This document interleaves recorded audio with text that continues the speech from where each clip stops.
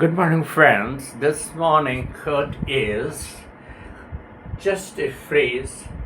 Education is simply the soul of a society as it passes from one generation to another. I repeat, education is simply the soul of a society as it passes from one generation to another generation. There is no denying the fact that education is the soul of the society that passes from one generation to another generation. See, it means that education is the active transmission of a cultural values, moral identity across time. It goes beyond mere facts to shape a civilized collective conscience. It is very important to understand that it is education that really shapes the values, culture, and moral identity across the time. It goes beyond mere facts that education shapes a civilized collective conscience.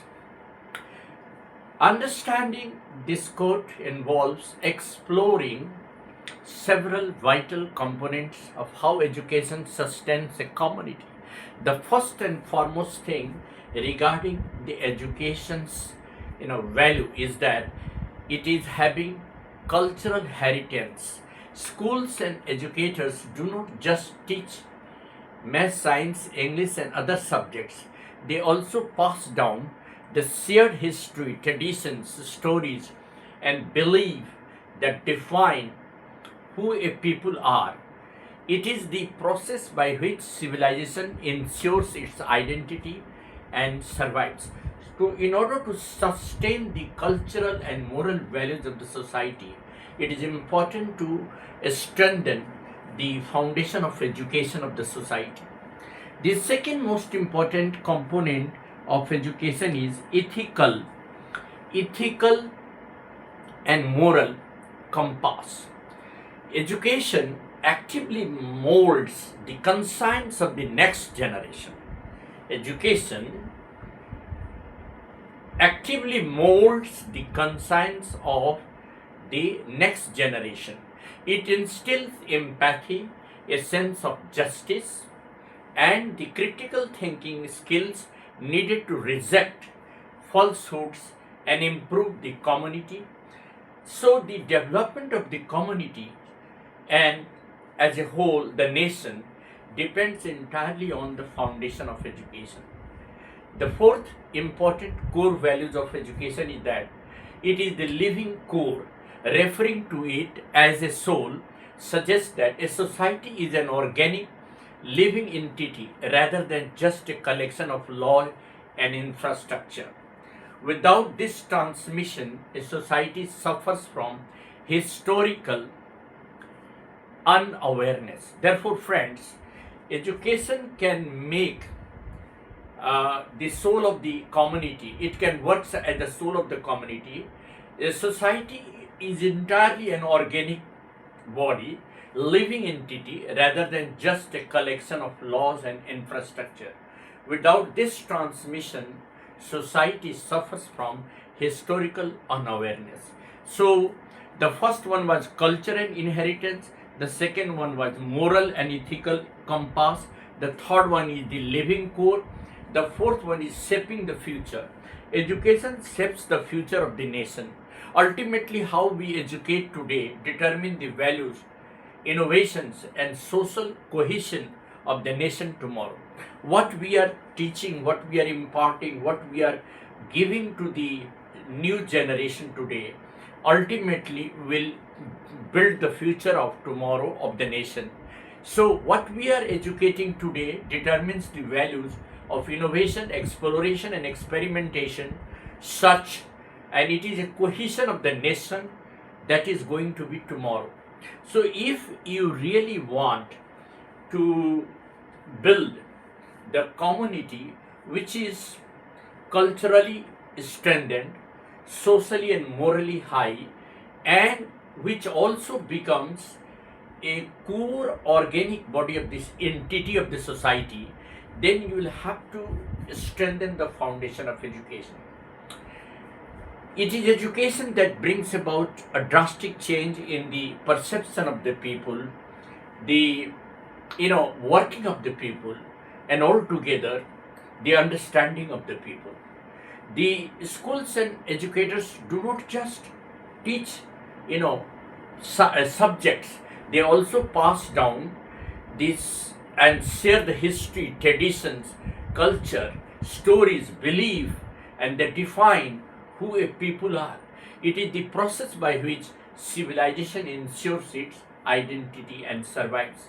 So, in order to sustain the cultural, social, and moral ethics of the society, we have to really strengthen the foundation of education.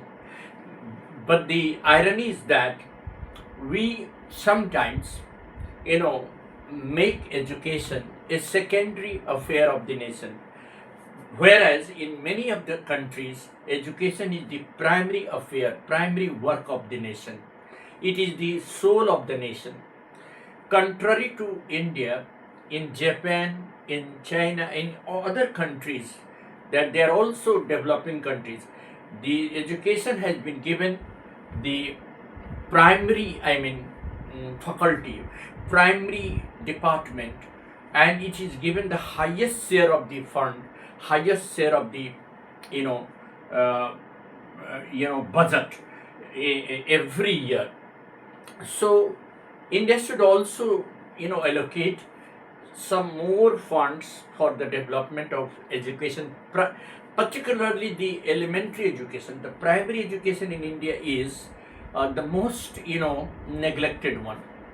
Except in public schools where the children are really nurtured very well, in government schools, the primary sections are the worst neglected one. So government of India should pay more attention to strengthen the elementary education. The program of feeding the children should be separately handled by another NGOs. It should not be assigned to the teachers, because they remain involved in feeding the children and the work of studies is hampered. So it is my suggestion that let the feeding work be done by another NGOs, which will be separate from the academic environment. It will feed, its work will be to feed the children, and that's all. And there should be only, a particular time of feeding the children. It should not really be like a regular affair. I have seen that in class 1 to 8 in government schools, there is always, the involvement of the, most of the time, the teachers, the organizers, the fourth grade employees are involved in, making, cooking, and the whole time is wasted in those affairs. So if a separate NGO is given the work which will not be associated with the school, let it be a separate body which will feed the children at a particular time, where within 30 minutes, and will be away from the school. It will not be in the school.